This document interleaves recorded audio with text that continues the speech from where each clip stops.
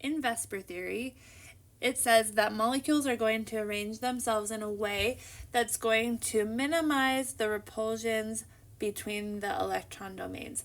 Now I want you to quickly define electron domain is anything that is attached to a central atom. So if I have my central atom in the middle, I put a C for central, and then I have these terminal atoms out here and here. So here I have a bond. Let's even call that a double bond. Here I have a bond to a terminal atom. We'd call that an electron domain. Here I have a double bond to a central atom. We would also call that an electron domain. Here's a single bond to the central atom, also an electron domain, as well as those lone pairs.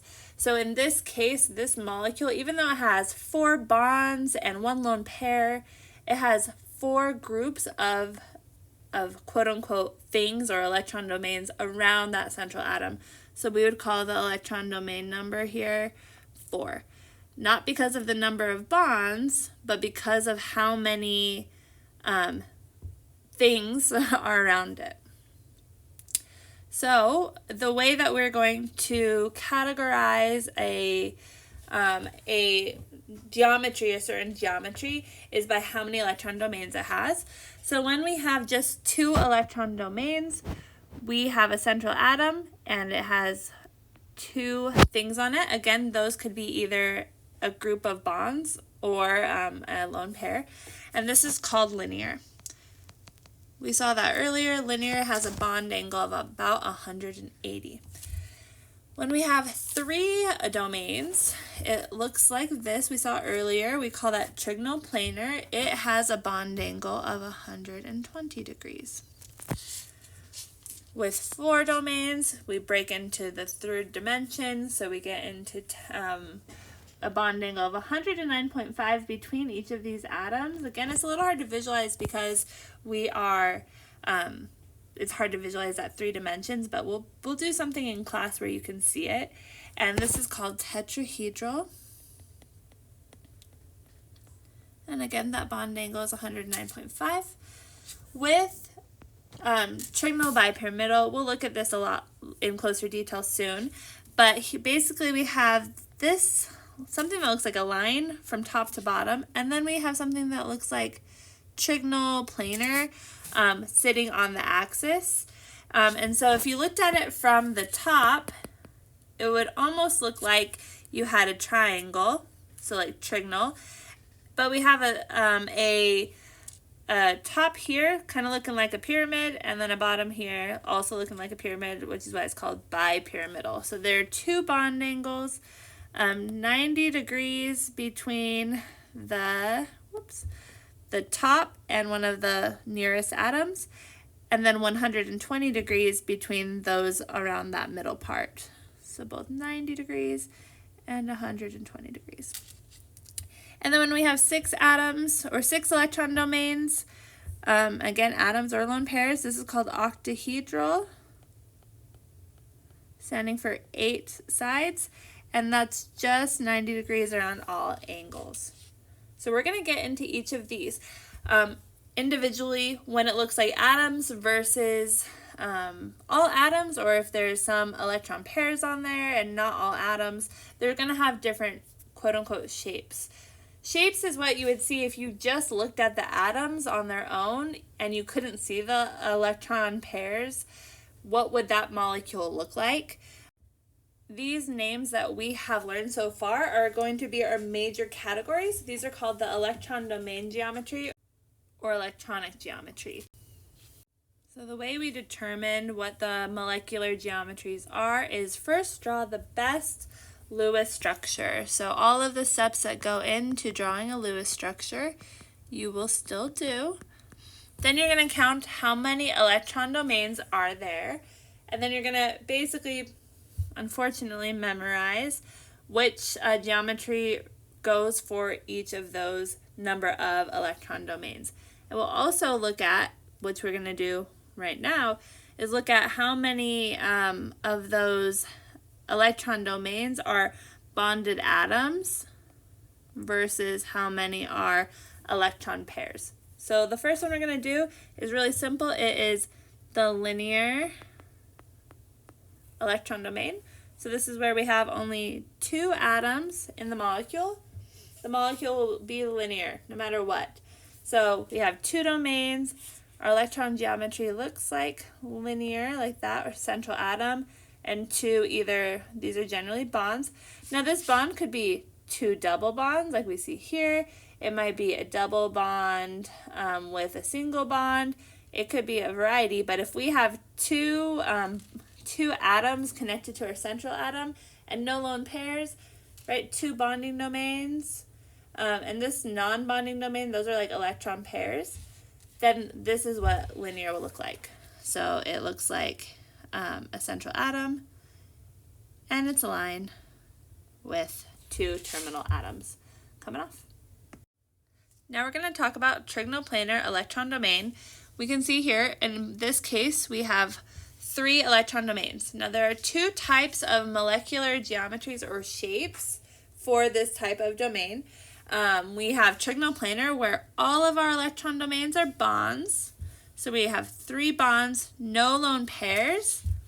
The electron geometry is also what the molecular geometry is, which is trigonoplanar. So we would call that one trigonoplanar. And so here's an example, boron trifluoride, where we have 3 bonds coming off of boron, no lone pairs. It's going to make a little flat triangle. When we have, again, 3 domains, but 2 of them are bonds and 1 of them is a lone pair, it looks like this, where here's our bond, or our lone pair, and then 2 bonds.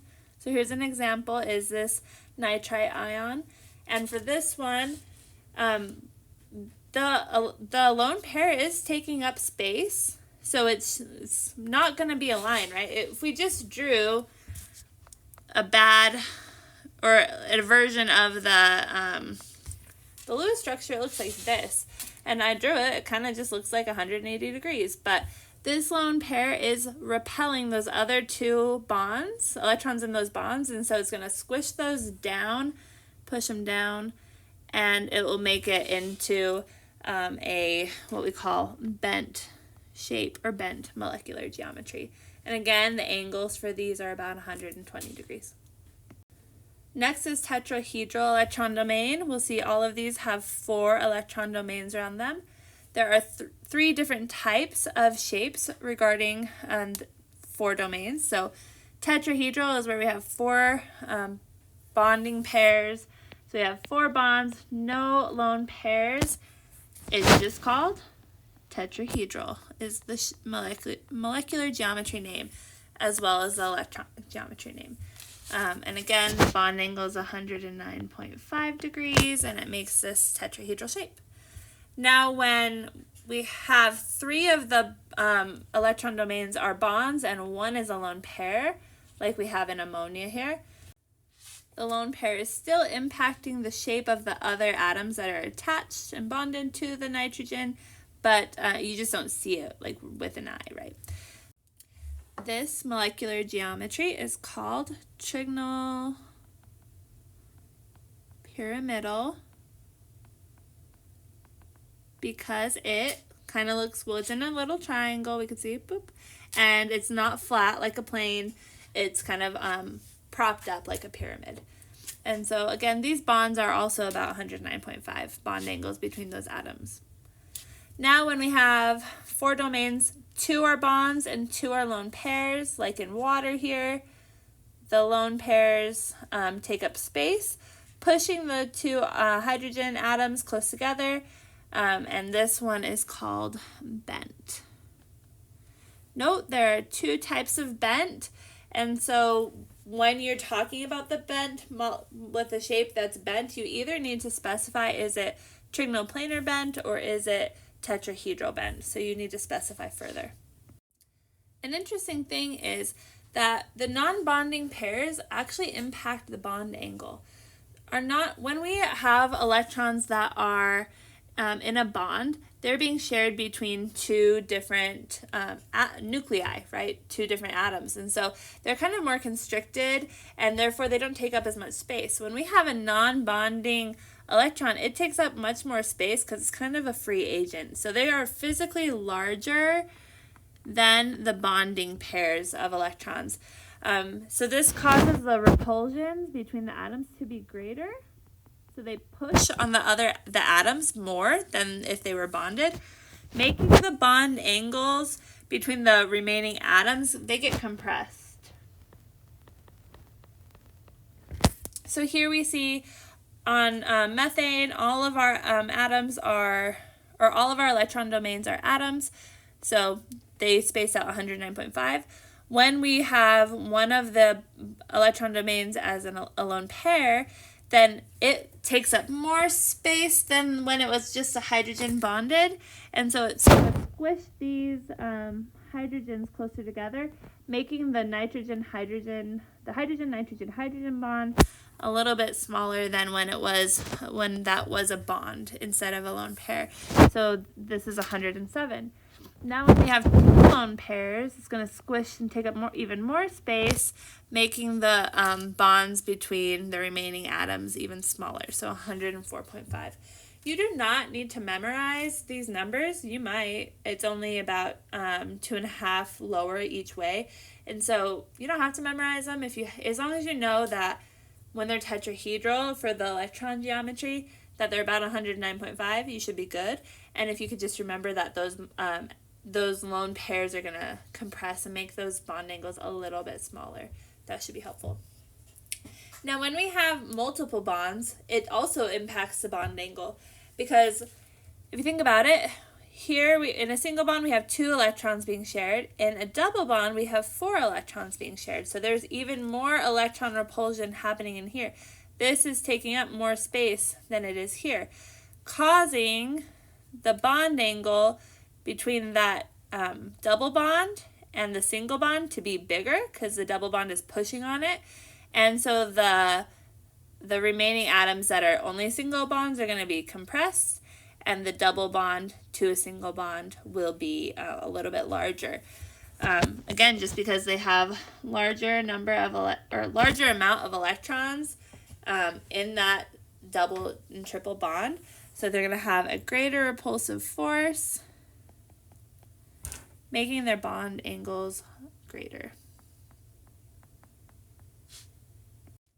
So here we have 4 practice problems, 2 here and 2 on the next ones. These are all going to be with the types of up to between 2 to 4 electron domains, and then we'll learn the last 2. So first we're going to start by drawing the Lewis structure. We're going to count the number of electron domains, including how many bonds versus lone pairs, figure out the geometries, and what are the bond angles. So with ozone here, O3, we have 3 atoms, and oxygen has 6 valence electrons. So that gives us 18 valence electrons. So when we draw it, we're going to have oxygens all in a row.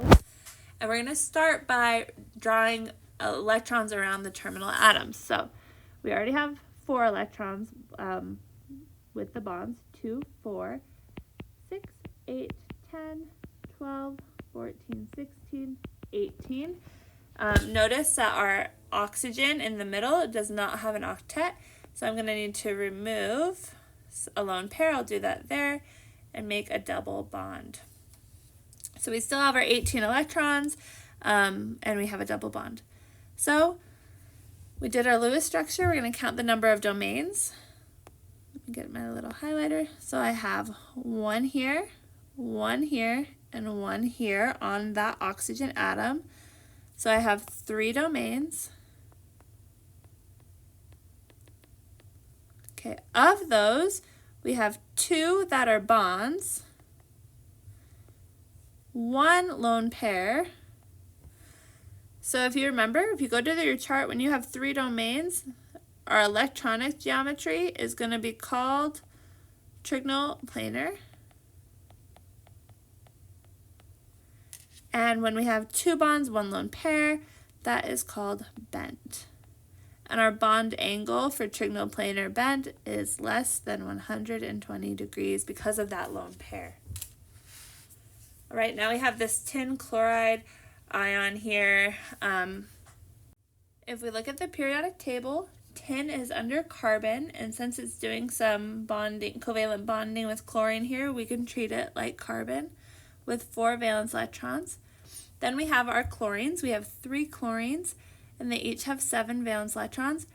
Then we have this negative charge right here. We have an extra electron, so we're going to add 1 more. So I have 21 plus 1, 22, plus 4 is 26. All right, so tin is our central atom. We'll have chlorine, chlorine, chlorine, and let's start filling in those electrons. So far I have 2, 4, 6, 8, 10, 12, 14, 16, 18, 20, 22, 24, 26. So everybody has an octet. Everybody is filled. We use all of our electrons. We are done. So let's count our domains. We have 1, 2, 3, 4. So we have 4 domains. We know that is called, electronic geometry is called tetrahedral. But we have from those domains 3 are atoms or bonds, and 1 is a lone pair. So that's not going to be a tetrahedral for the molecular geometry. The molecular geometry will be, if we go look at our chart, it is trigonal pyramidal. And we just need to know for tetrahedral, the bond angle is 109.5. And since this has a lone pair, we'll say less than 109.5. All right, if you haven't paused and started doing these on your own, I strongly encourage you to pause so you can practice on your own and then check the answers after. All right, so now we have selenium dichloride. Selenium is under oxygen, so it has 6 valence electrons, and then we have 2 chlorines, so 2 times 7. So we have 14 plus 6 is 20. We'll have selenium be in the middle, and then chlorine be on the sides. 2, 4, 6, 8, 10, 12, 14, 16, 18, 20. So this one is filled up. Everybody has an octet. We do not need to make any double bonds. So we'll count our electron domains. We have on our central atom 1, 2, 3, 4. So once again, we have we have 4 domains,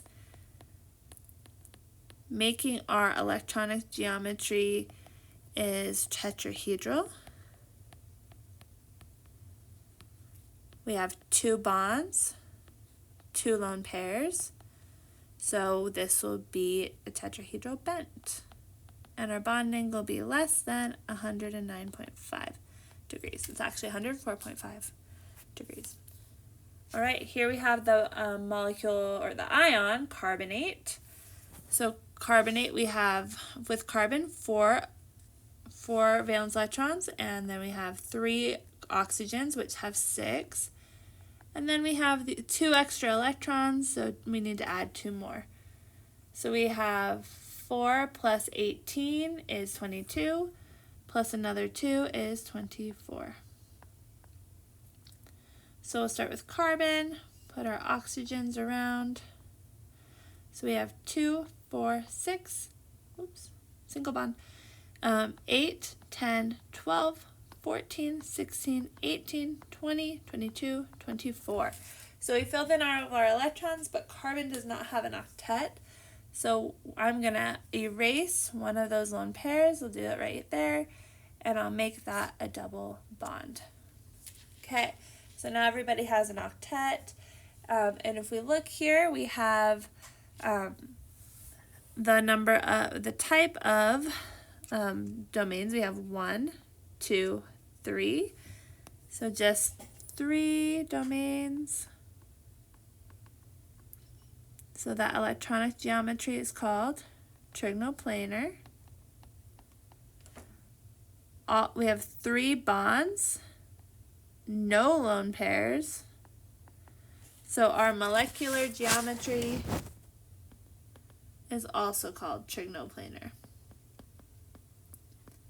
And if you remember, our bond angle for trigonoplanar is 120 degrees. We have two more types of electron domain geometries. This next one is called trigonal bipyramidal. It is when we have 5 electron domains around our central atom.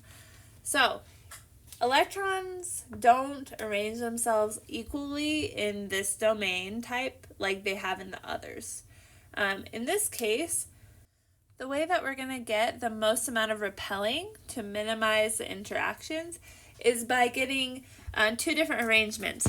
First arrangement, we have these atoms or electron domains in the axial position. So up on, if we look at it kind of like a globe, it's like the top, the axis, right, where the like Antarctica and the Arctic are.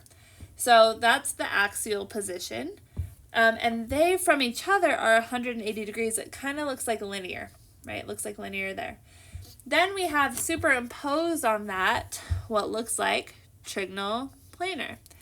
And so these are around what we, if this was a globe and these were the axis up top, this area here is like the equator. So they're actually called the equatorial positions, so kind of like the equator. And in the equatorial positions, it is basically trigonal planar with 120 degrees.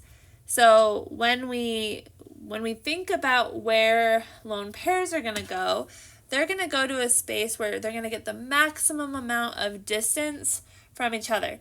If we were to take off or put a lone pair in the axial position here, the electrons would get 180 degrees of room. Okay, so we'll keep that in mind. If we were to take off, let's say, a equatorial one, then the electron group is actually going to have 240 degrees of room between those other 2 atoms or electron domains. And so that's going to give it much more space. And so when we have lone pairs in the trigonal bipyramidal shape, the lone pairs are going to go on the equatorial position.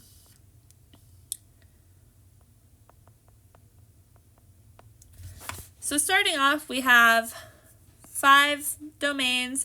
If they're all bonds, no lone pairs, that is called trigonal bipyramidal. Example of this would be phosphorus pentachloride. It does this. You can try drawing it on your own. We'll practice soon.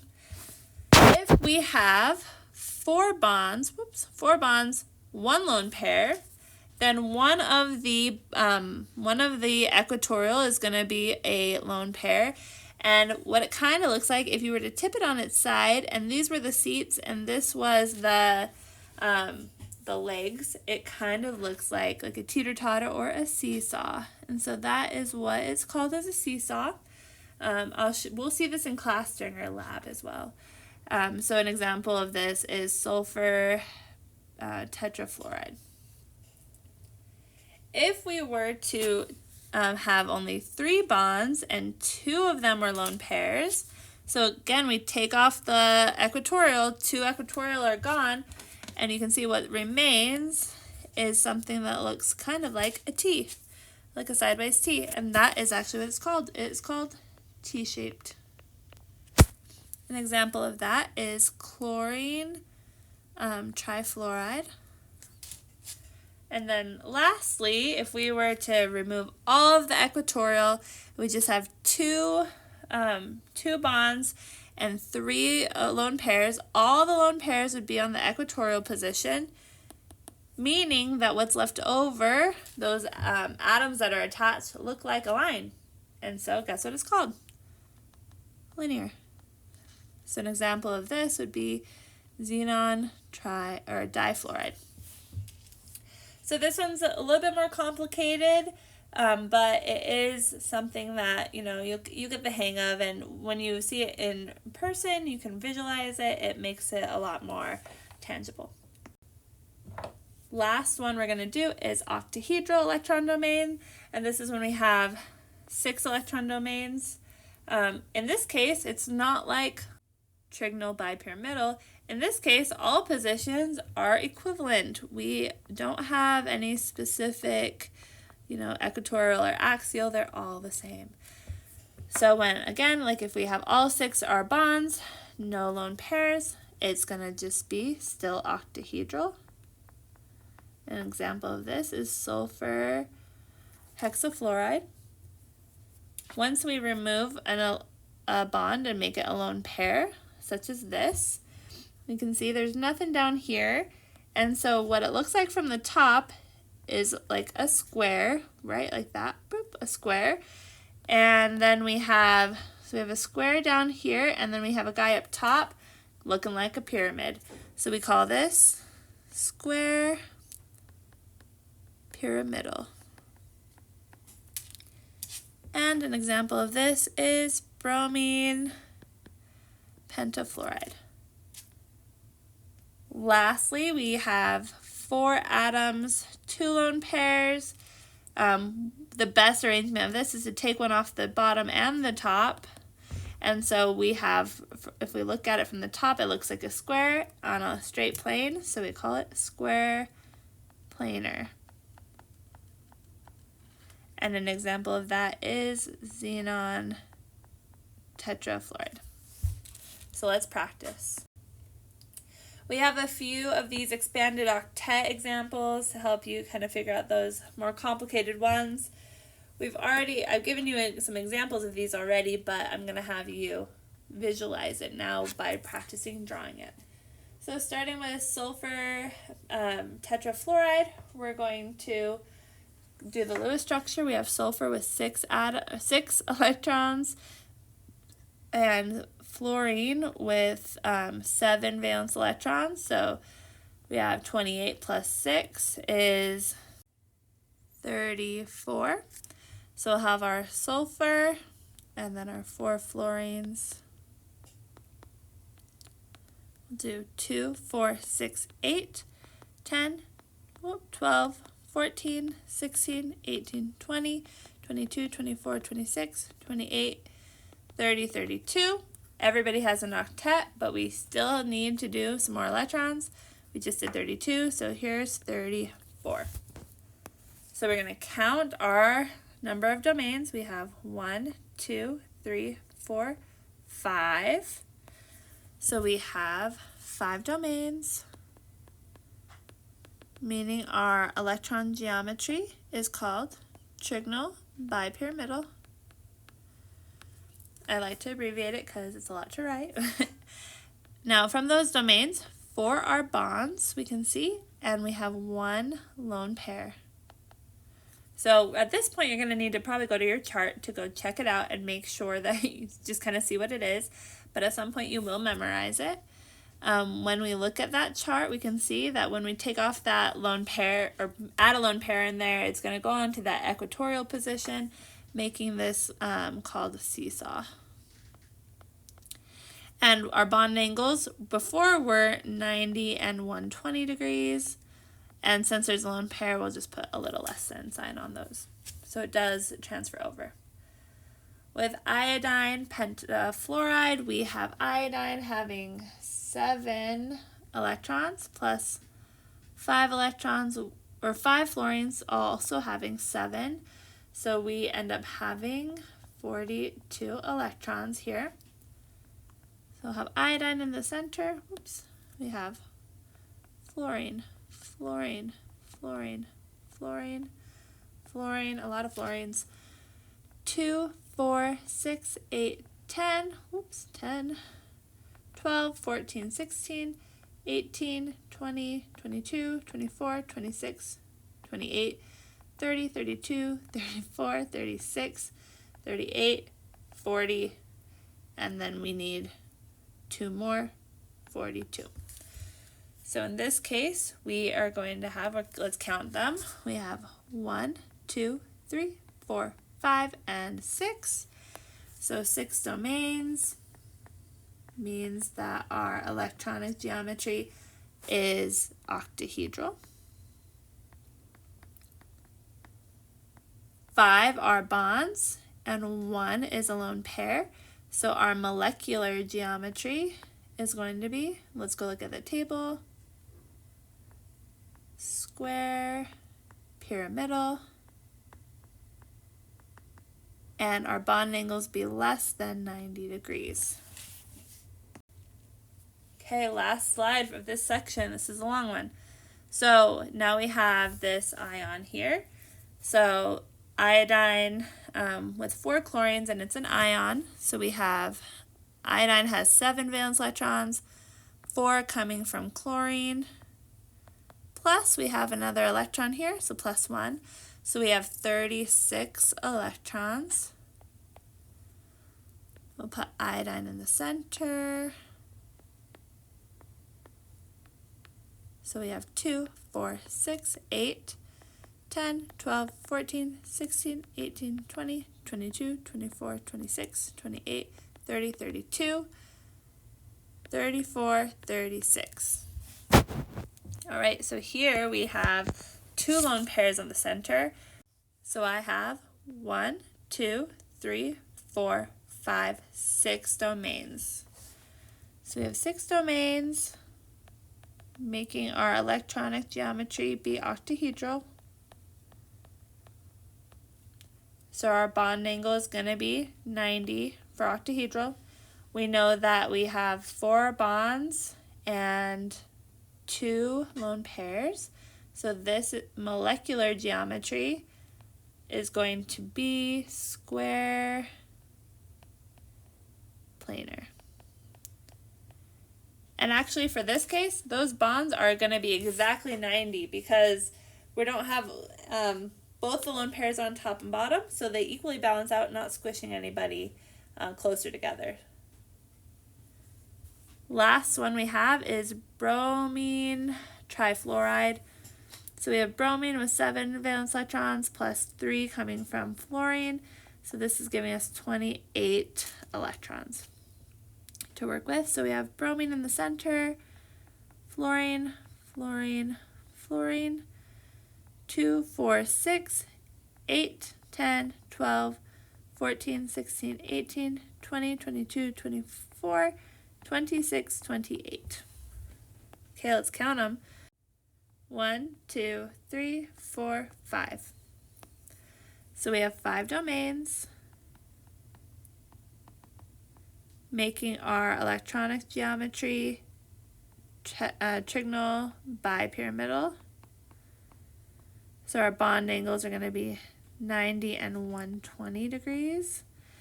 We have, of those domains, we have 3 bonds, 2 lone pairs. Go look at our chart, and actually kind of does look like this already. So our molecular geometry is T-shaped. And since actually with the T, those bond angles are actually just 90, so we actually don't have 120 degrees for our trigonal bipyramidal when it is T-shaped.